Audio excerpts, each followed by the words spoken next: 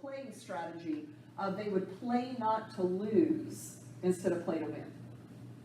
They would play not to lose instead of play to win. And see, that's what we're talking about with what we're talking about right now. You've got to get up with the intent that you're going to take some risk in order to play to win instead of constantly playing not to lose. You know, what you did, you played to win. It wasn't a matter of I just want to get enough that nobody notices that we're losing money anymore. You were after getting yourself out of a hole and not needing somebody else to merge with you. Well, I wanted to keep my job. That's okay. I'm sure you did too. I'm sure the coach did too. But the interesting thing was this mentality, and what was so interesting is that even after he said he shifted the strategy on, you know, on the field, that the other coaches kept the same darn strategy, and he had them for lunch, right? He pushed through to play to win, and they were still back there playing not to lose. And you will find that every day in this business, that you step up to the plate and somebody else is still playing it safe, okay? So just want to make sure that we made that point. The neat thing about this whole idea of sway, which is really a cool thing, is that there's two things that drive people: fear of loss and a commitment to a chosen path. Fear of loss. If I do something, you know, they've shown by the study that somebody's fear of losing has twice the emotional impact on them than the opportunity for gain. So you get locked into this fear that holds you back from doing anything because the emotional tie of losing has twice the emotional impact of the opportunity for gain. So just being aware of that. Are you stuck where you might be right now? Now keeping in mind, when I say stuck, let's put this in perspective. You can be stuck and be one of the most productive, successful boards in Illinois, and you're stuck. I can say a lot for Illinois.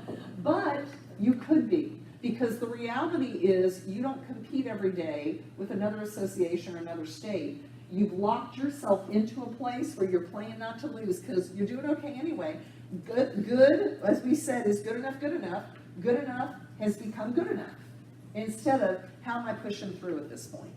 Okay? So playing to win or playing not to lose. Here's what happens also, just to be aware of kind of these dynamics, because it's not just about you, is it? It's about who you hire.